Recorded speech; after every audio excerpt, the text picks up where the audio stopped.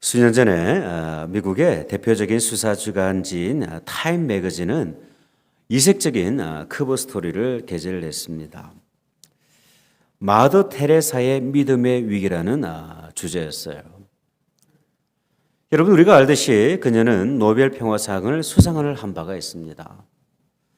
당시 이분은 그 수상을 받는 자리에서 인도의 전통 옷을 입고 다음과 같은 수상 허락 연설을 했던 적이 있습니다.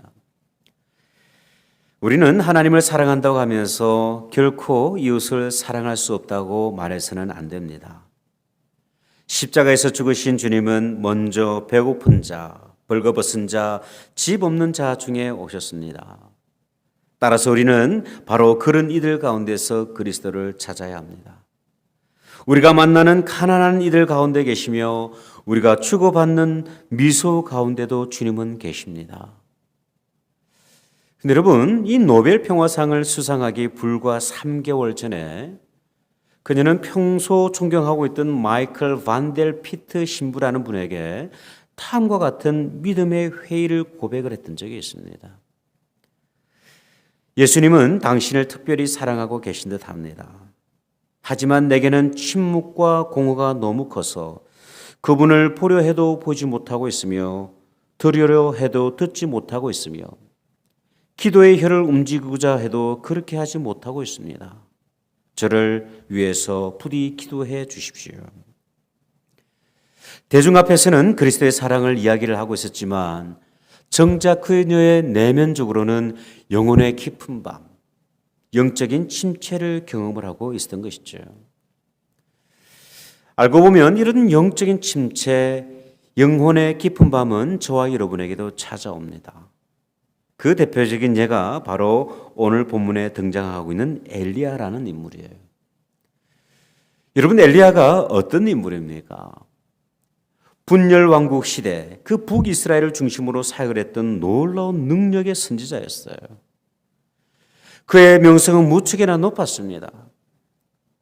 이방신을 섬기던 그 이방의 선지자들과 850대 1의 전쟁에서 당당히 승리를 거두었던 성령의 사람이었어요.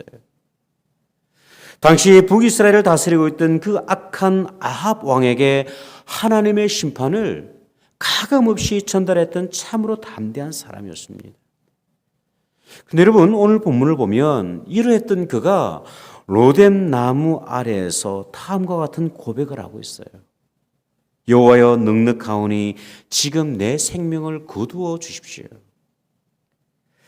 다시 말하면 하나님, 저를 죽여 주십시오. 더 이상 저는 살아야 될 이유도 용기도 희망도 없습니다 라고 하는 그런 진실한 고백을 하나님 앞에 드리고 있는 것이죠. 여러분, 신앙생활을 하던 가운데 우리도 이런 영적인 침체를 만날 때가 있습니다. 예배의 감동이 사라질 때가 있습니다. 입술을 벌려서 찬양하지 못할 때가 있어요. 기도의 열기가 너무나도 차갑게 식어질 때가 있습니다. 그리고 어느 순간에 주님을 멀리하면서 나만의 그 로뎀 나무 아래에서 죽기를 갈구할 때가 있어요. 그렇다면 여러분, 과연 이런 영적인 침체, 영혼의 깊은 밤 가운데 있는 우리를 하나님은 어떻게 위로하시고 다가오실까요? 첫 번째, 하나님은 저와 여러분을 친히 찾아오십니다.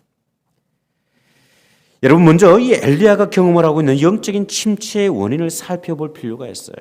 왜냐하면 그 영적인 침체의 원인을 통해서 우리가 당면할 수 있는 그 영적인 침체의 원인을 발견할 수 있기 때문에 그렇습니다.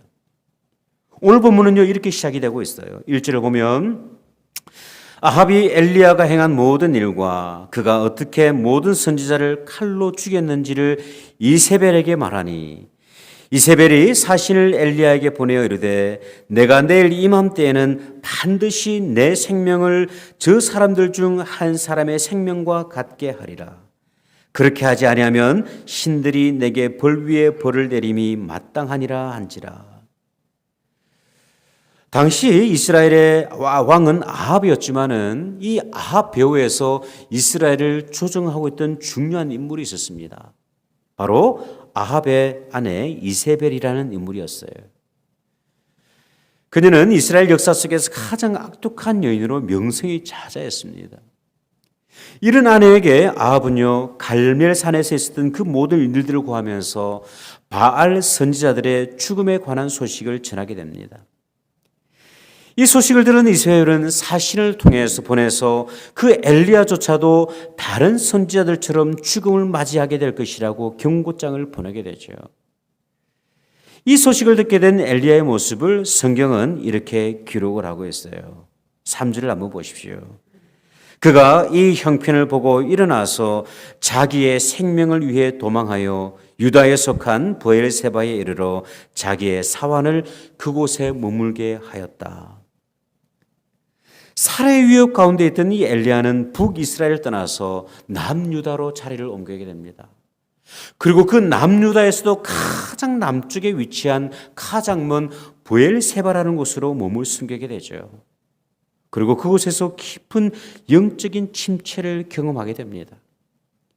이어지는 사절을 보니까 이렇게 기록이 되고 있어요.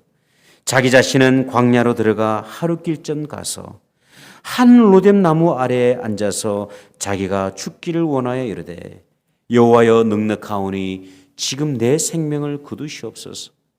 나는 내 조상들보다 낫지 못하니이다. 그토록 담대했던 이 엘리야의 모습은 사라지고 그 로뎀 나무의 초라한 나무 아래서 죽기를 간구하고 있는 이 엘리야의 모습이 저와 여러분에게 너무나도 낯설게만 느껴지죠. 근데 여러분, 우리도 마찬가지입니다. 지금 오늘 이 순간까지 무난하게 신앙생활을 해왔고 그 하나님의 인도하심을 따라 그렇게 살아왔습니다. 성령의 인도하시는 그 음성에 따라서 순종하면서 오늘까지 살아왔어요.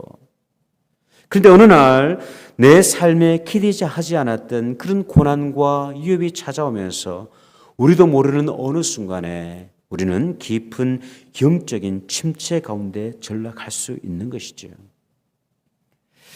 그렇다면 하나님은 이 영적인 침체 가운데 있었던 엘리야를 어떻게 위로하셨을까요? 이어지는 본문 5절을 보면 이렇게 기록을 하고 있습니다. 로뎀 나무 아래에 누워 자더니 천사가 그를 어루만지며 그에게 이르되 일어나서 먹으라 하는지라. 본적 머리맡에 숯불에 구운 떡과 한 병 물이 있더라. 여러분, 하나님은 이 침체 가운데 있던 엘리야에게 천사를 보내셔서 위로해 주셨습니다. 어쩌다가 이 모양이 되었냐고 하나님께서 이 엘리야를 책망하신 것이 아니라 구운 떡 하나와 물 한 병을 주시면서 하나님께서는 이 엘리야를 위로하시는 거예요. 여러분, 이런 하나님의 위로는요 계속되고 있어요. 음식을 취한 후에 또다시 누워버린 그 엘리야를 하나님께서는 다시 천사를 보내서 위로하십니다. 7절, 여호와의 천사가 또다시 와서 어루만지며 이르되 일어나 먹으라.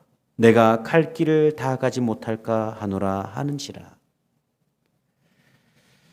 여러분, 이러한 주님의 위로는요 베드로에게도 있었다는 사실을 아십니까? 주님께서 십자가에 매달리실 때 베드로는 주님을 부인한 채 그 갈릴리로 돌아가 버렸습니다.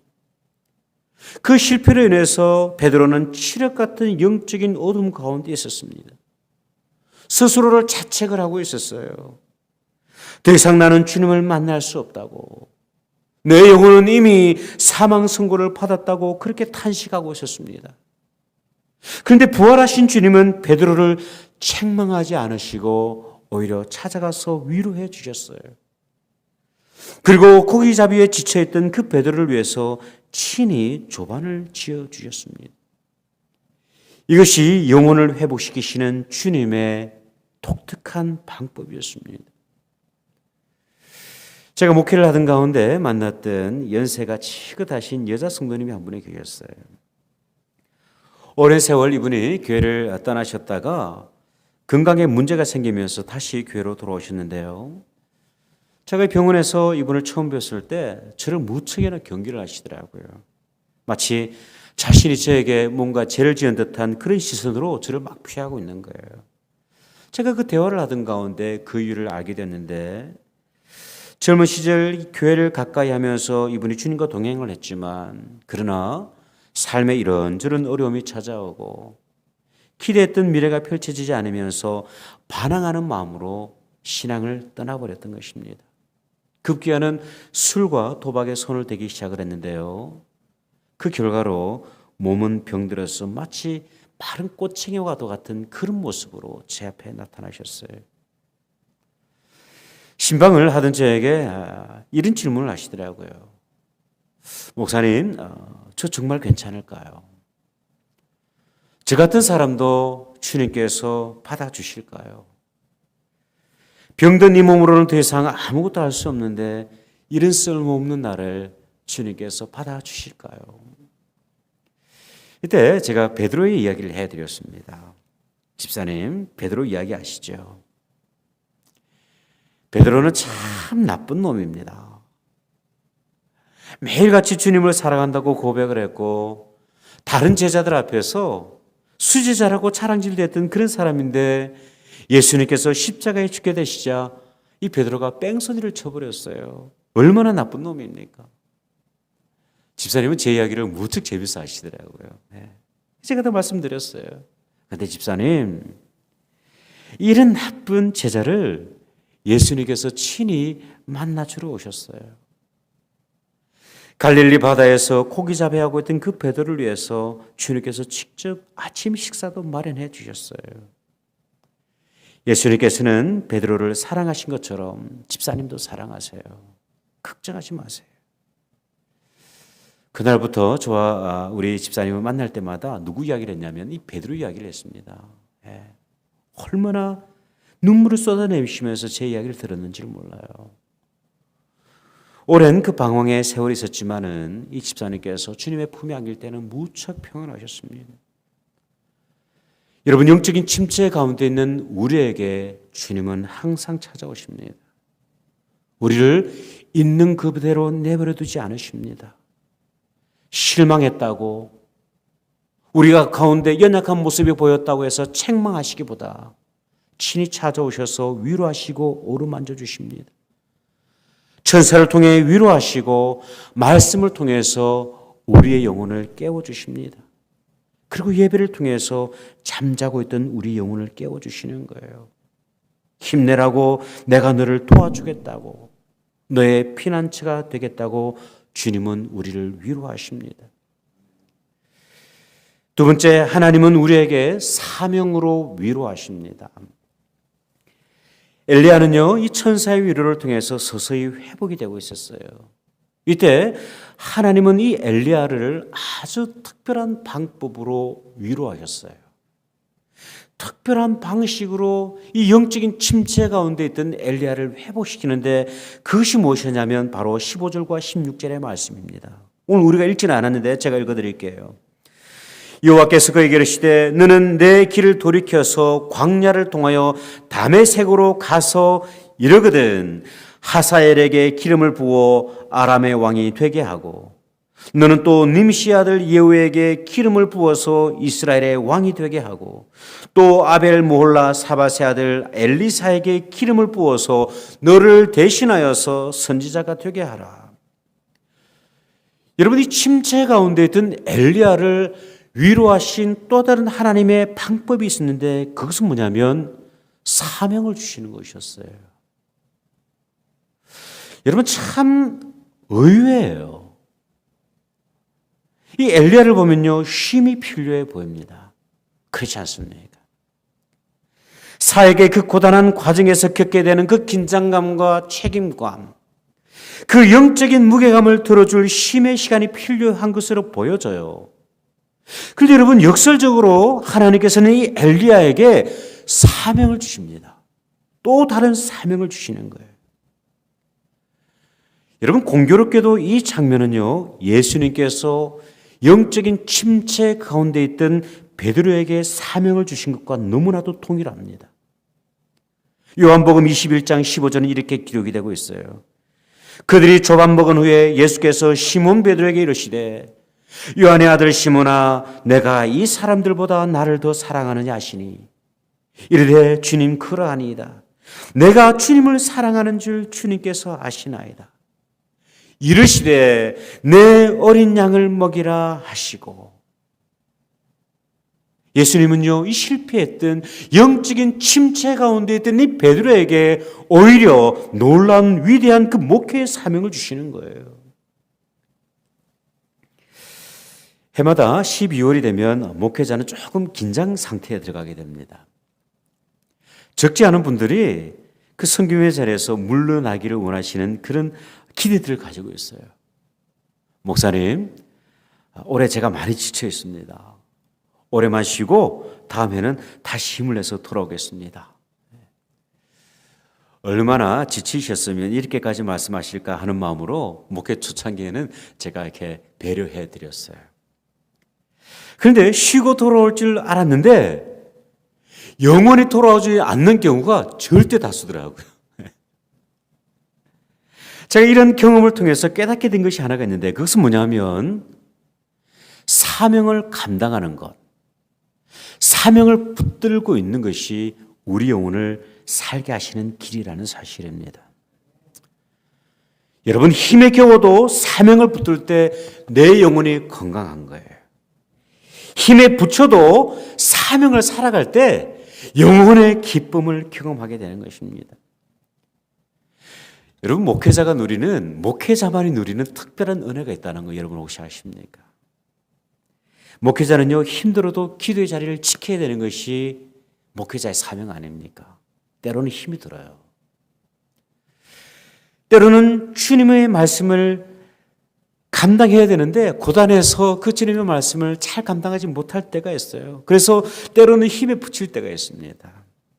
그런데 여러분, 이것이 목사를 살리더라고요. 억지로 무릎을 꿇을 때 하나님께서 은혜를 주십니다.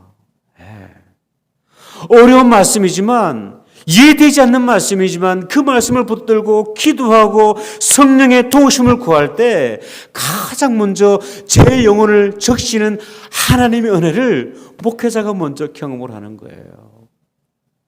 여러분, 이것이 사명을 붙들게 하시는 하나님의 이유입니다. 아마존 강에는요, 일반적인 사람들이 헤쳐나가기 힘든 급류들이 무척 많습니다. 그런데 그곳에 사는 원주민들은 이 급류들을요, 너무 손쉽게 지나간다고 해요. 하루는 선교사님 한 분이 그 원주민에게 이렇게 물었습니다. 어떻게 하면 이 급류를 무사히 넘어갈 수가 있습니까? 비결을 좀 저에게 가르쳐 주십시오. 이때 원주민이요, 이런 대답을 했다고 합니다. 선교사님, 물살이 너무 세서 그냥 가면 휩쓸려 내려가기가 너무나도 쉽습니다. 급류를 건너실 때는 반드시 등에 무거운 돌 하나를 꼭 쥐고 건너십시오. 여러분, 돌은 무거운 것입니다. 힘에 겨운 것이죠. 상당히 불편한 것입니다. 그런데 이 무거운 돌이 우리의 영혼을 살립니다. 여러분, 혹시 영적인 침체 가운데 있지 않습니까? 그렇다면 지금은 우리가 안식할 때가 아니라, 쉴 때가 아니라 오히려 하나님의 사명을 감당할 때입니다. 역설적으로 사명은 우리에게 주시는 하나님의 큰 위로가 된다는 사실이에요. 마지막으로 하나님은 우리에게 동력자를 허락해 주십니다. 이 엘리야의 영적 침체에는 또 다른 중요한 원인이 하나가 있었어요. 그 원인이 무엇이냐면 영적인 고독감입니다. 엘리야는요, 하나님 앞에서 이렇게 고백을 합니다. 10절을 보면 그가 대답하되 내가 만군의 하나님 여호와께 열심히 유별하오니 이는 이스라엘 자손이 주의 언약을 버리고 주의 제단을 헐며 칼로 주의 선지자들을 죽였으며며 오직 나만 남았거늘 그들이 내 생명을 찾아 뺏으려 하나이다. 이 엘리야의 사명의 길은 긴장의 연속이었습니다. 죽음의 위협이 있었어요. 그런 위기의 가운데 문득 주변을 돌아보는데 그 주변에 아무도 보이지를 않는 거예요. 이로 인해서 엘리야는 더욱더 깊은 영적인 고독감 가운데 빠져들게 됩니다. 그의 영적인 고독감은요, 14절을 통해서 다시 한 번 더 하나님 앞에 고백하고 있는 것을 볼 수가 있어요. 오직 나만 남았거늘 그들이 내 생명을 찾아 빼앗으려 하나이다. 저는 이 엘리야의 고독이 어떠한 의미인지 조금은 이해할 수가 있어요. 왜냐하면 저 또한 목회 현장에 있으면서 때때로 영적인 고독감을 느끼기 때문입니다. 주님의 나라를 위해서 고군분투하고 있고 땀을 흘리고 있습니다. 그러던 어느 날 문득 홀로 남겨진 듯한 그런 깊은 고독감이 밀려올 때가 있어요. 이럴 때는 침체가 됩니다. 외롭고 쓸쓸해지더라고요. 여러분들도 그럴 때가 있지 않습니까? 언젠가 집사님 한 분이 교회로 오셨는데 이런 이야기를 하시더라고요. 목사님, 너무 외롭고 힘이 들어서 집을 나와서 어디론가 가고 싶었는데 정작 할 곳이 아무 데도 없었습니다. 그래서 교회로 왔습니다. 제가 그 이야기를 들으면서 말씀을 드렸어요. 집사님, 이제부터 제가 집사님의 친구가 되어드릴 테니까 힘드실 때는 언제든지 교회로 나오십시오. 여러분, 영적인 침체 가운데 있는 우리에게 꼭 필요한 것이 하나가 있는데 그것은 뭐냐면 믿음의 동력자들입니다. 사도 바울의 사역이 위대해 보이긴 하지만 보이지 않는 곳에서 동력했던 수많은 믿음의 사람들이 있었어요. 우리도 마찬가지입니다. 우리가 믿음의 여정, 신앙의 여정을 걸어갈 때 결코 우리는 혼자 걸어갈 수가 없어요. 만약에 우리 스스로 그 길을 걸어갈 수 있다고 한다면 하나님께서는 교회라는 기관을 이 땅 가운데 세우실 아무런 이유가 없었어요. 여러분, 교회가 무엇입니까? 그리스도를 구주로 영접한 믿음의 사람들의 공동체가 교회 아닙니까? 우리는 함께 그 길을 걸어가는 거예요. 여러분, 오늘 본문을 보면 이러한 위로가 본문을 통해서 그대로 드러나고 있습니다. 하나님께서 이 엘리야를, 고독감 가운데 있는 이 엘리야를 어떻게 위로하셨는가를 우리는 18절을 통해서 볼 수가 있어요. 그러나 내가 이스라엘 가운데 7,000명을 남기리니 다 바울에게 무릎을 꿇지 아니하고 다 바알에게 입맞추지 아니한 자니라. 엘리야는 고독하다고 생각을 하고 있었어요. 홀로 남았다고 생각을 하고 있었습니다. 외로운 영적인 싸움인 것으로 그렇게 생각을 하고 있었어요. 그런데 하나님께서는 바알에게 여전히 무릎 꿇지 않은 7,000명의 통역자를 미리 예비하고 계셨다는 사실입니다. 여러분, 영적인 고독감이 밀려올 때 주위를 한번 돌아보시기를 바라요. 우리가 인식하지 못했던 그 영적인 동력자들이 여러분을 기다리고 있습니다. 저는 여러분 한 분 한 분으로 인해서 참으로 감사합니다. 함께 기도하는 동력자들이 있어서 저는 너무나도 행복합니다. 함께 하나님의 나라를 위해서 수고하는, 땀을 아끼지 않는 여러분들이 계시기에 저는 무척이나 행복한 사람입니다. 여러분, 저와 여러분이 함께 서로 영적으로 위로하고 격려하는 그런 공동체가 되어가게 될 때 우리는 건강한 신앙생활의 길을 걸어갈 수가 있는 것입니다. 18세기 영국에서 활동을 했던 찬송 시인 윌리엄 쿠프라는 분이 계십니다. 이분의 아버지는 성직자였고 어머니는 영국의 왕실 출신이었어요. 이러한 탁월한 배경에서 법률 공부를 해서 변호사가 되었습니다. 그런데 심각한 우울증과 그 무대 공포증으로 인해서 변호사가 되었음에도 불구하고 단 한 번도 법정에 서보지를 못했어요. 우울증이 더욱더 심각해졌습니다. 그러던 가운데 우리가 너무나도 잘 알고 있는 나 같은 죄인 살리신 그 찬송시의 작사가인 존 뉴턴 목사님을 만나게 되었습니다. 이 목사님은 영혼의 깊은 밤을 보내고 있던 그 윌리엄 쿠프에게 친구가 되어졌어요. 수시로 자살을 시도하던 그를 위해서 이 잔 뉴턴 목사님은 휴가를 포기해가면서 이 윌리엄 곁에 머물게 되었습니다. 여러분, 이런 섬김을 통해서 이 윌리엄 쿠퍼가 영적인 회복을 경험하게 돼요.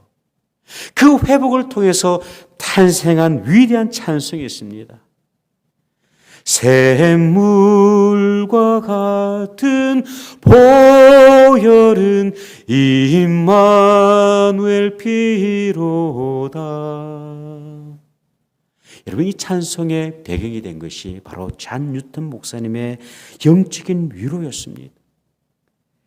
이 영혼의 위로가 필요했던 그에게 잔 뉴턴 목사님은요, 목사의 위치를 떠나서 친구가 되어준 거예요.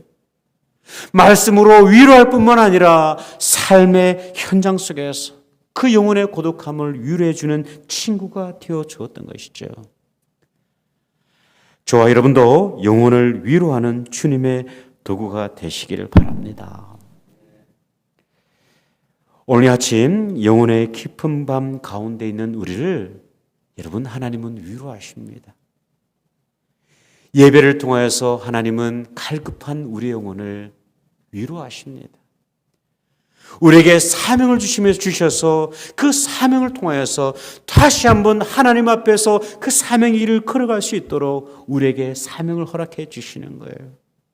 뿐만 아니라 우리 가운데 영적인 지체들을 허락해 주셔서, 영적인 동력자들을 허락해 주셔서 공고한 영혼 가운데 하나님께서 은혜를 부어주셔서 믿음의 길을 걸어가게 하십니다. 삶에 지치고 공고한 여러분의 영혼을 하나님께서 어루만지시고 회복시켜 주시는 그 귀한 은혜가 오늘 아침 우리 가운데 풍성하시기를 주님의 이름으로 축원드립니다. 기도하겠습니다.